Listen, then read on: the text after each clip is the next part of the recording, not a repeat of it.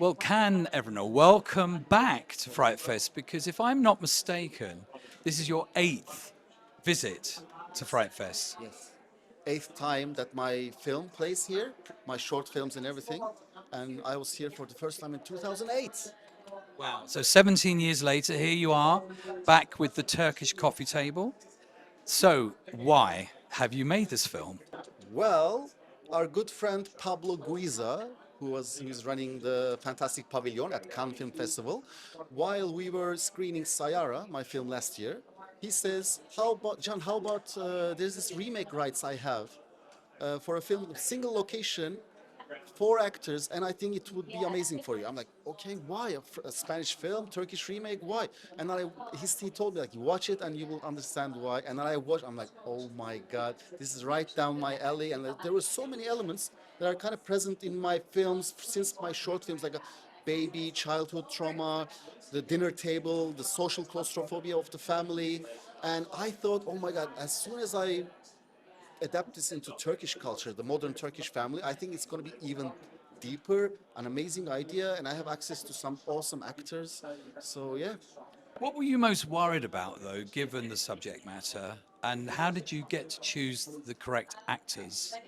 well, I was most worried about being a father of two myself. I'm like, am I going to be able to indulge myself into this day in, day out for over a couple months?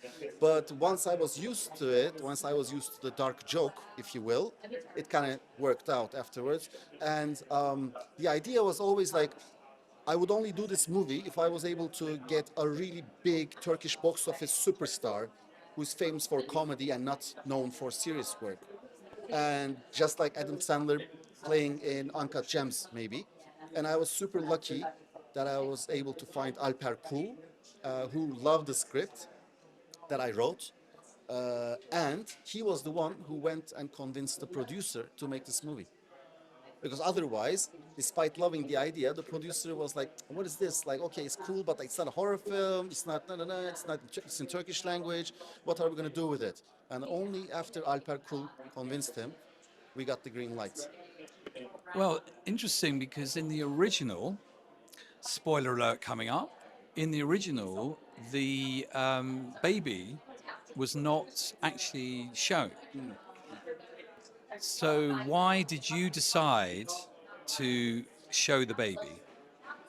Well, I mean, I can't pay enough, respects to Kaye Casillas. I love the original film, but I had full creative license to do whatever I want. And I only decided like, how could I make this? Let me start writing this and let me see how this goes. Okay, and that's how I made all my decisions.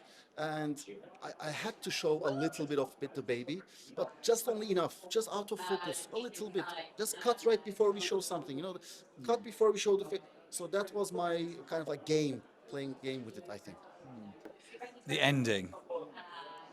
Yeah, Wow, what an ending. So, I'm so glad. how did you decide to end the film in that way without giving too much away? But it is such a shocking ending. How did you do it? Again, I think as I was writing, I think the crescendo let itself there. And as much as I love the original film, the one bit that I wasn't like 100% about was the ending. And I thought this ending would be the kind of crescendo it deserves. One thing I was really intimidated with was because I had access to great actors and everything, this and that, the music. The opening theme of the original coffee table is so beautiful, so on the spot. I'm like, there's no way I can try to do something simple. So let me go completely different. Let me go completely like almost like a Turkish party song, but old school with a bit psychedelic Turkish party song, and it gave the film a completely different character, if you will. And that song after that final also works like a weird dark charm, if you will. And yeah, that was my And finally, what's next? What are you planning to do next? next. This summer I shot a little French New Wave type of film, an erotic dogma inspired film, and I recently finished the post production on it, and and this is the first time I did a non-genre film, so it will be interesting to see the journey it takes. But it's very, very fresh, so it's still early to say. But yeah, we just finished it, and it turned out to be very interesting. Well, good luck, and we'd love to have it at Fright Fest because we'd love to have you back. Thank you very much, Can. Thank you, thank you.